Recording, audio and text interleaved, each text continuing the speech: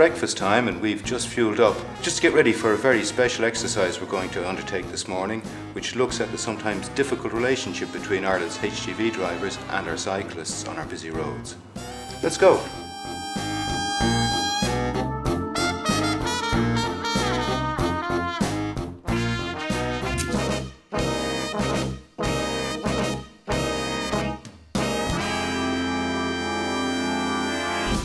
I need a huge amount of space. But isn't that the point? I mean, city streets aren't designed for HGVs. They weren't built for that. They weren't built, and it poses huge challenges when you're driving along, trying to keep safely. It's important to make sure that other road users around you have seen you. You can't presume that they know where you're supposed to be. That's the dangerous point, the blind zone there. I'm turning left here, scanning for pedestrians and cyclists. And really I lose a lot of visibility just at this point. I can't really see what's happening to my side until the trailer pulls straight again. The message here really is that you're looking all the time, aren't you? Both sides. Have to look all the time, yes. But also cyclists have to look as well and be aware of what truck drivers are doing. Now, because this truck is indicating left, there's no way I'm going up on his inside, because the chances are he hasn't seen me. He's got a lot to concentrate on. I'm just not going to get involved. Oh my heavens, I tell you what, if that cyclist had to come up when you were inside there, when you were making that turn, that could have been just a little bit interesting. It could have been very interesting. There's one of the city bikes coming up here, because I can see that white light on the front. Yeah, and you see him, there he goes. At a certain point I lose him from the mirrors completely. Yeah. And then he comes through again. Where if the cyclist is in that blind zone and moving forward at the same pace as we are, they can be in that blind zone for many, many seconds. It's a very, very dangerous place to be.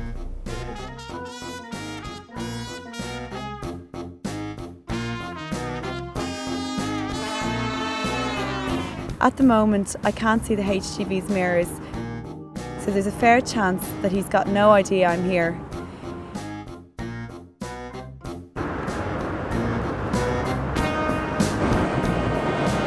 These things aren't really as manoeuvrable as cars. They just don't move as quickly, they don't pull away as quickly. And they just can't follow a straight line in the same way as a car can.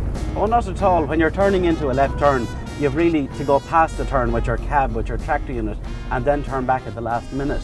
And while you're doing that, you lose a huge amount of visibility. On a bend like this, it's easy to cut the corner and cut off the cycle lane or worse. Ideally, vehicles should follow the centre line rather than cutting the corner. I'm always trying to leave about 1.5 meters between me and the car, because for many reasons cyclists can't always follow a straight line. Yeah, and these big vehicles, they can not only intimidate cyclists, but they can generate a whole lot of turbulence as well when they're moving fast. If the lights have just turned red, I can feel confident positioning myself in front of the HGV, but I'll just double check that he's seen me and that I've made my presence felt. If the lights have been red for quite some time, there's no way I would have gone up on his inside, because the lights could have changed to green, he could have turned left and quite rightly wouldn't have had any idea that I was there. At this point I can take the dominant position in the advanced stop line. Advanced stop lines are for cyclists and all other motorised traffic must stay behind them. If they don't, they could face up to an €80 fine and 2 penalty points on their licence.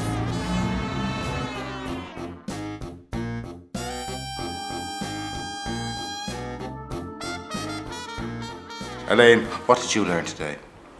You've just got to remember that you're not in some kind of protective bubble.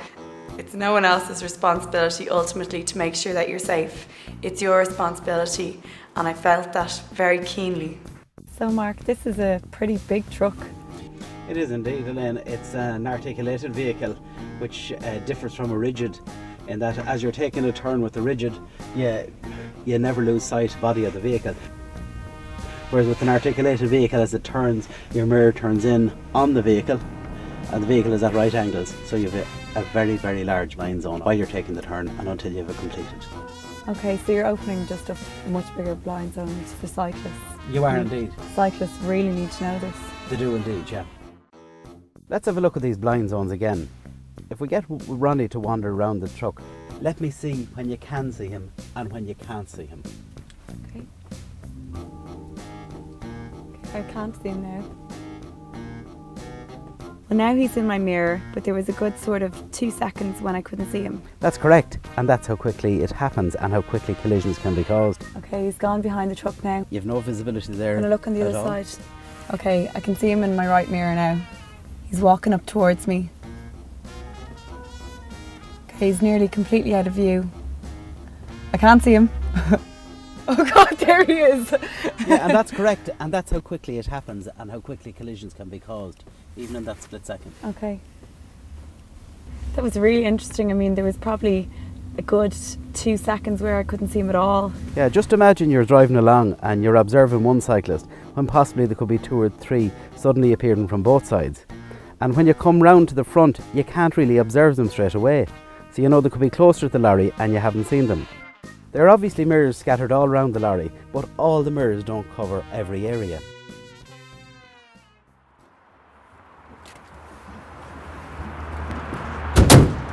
Ronnie. Mark, how are you? Elaine, anyway, what do you think of that? Brilliant, very good. Yeah, that was great fun and very enlightening. And in future I hope you'll stay out of my blind zones. I will, and you stay aware of cyclists. I certainly will. Okay, everybody, stay safe.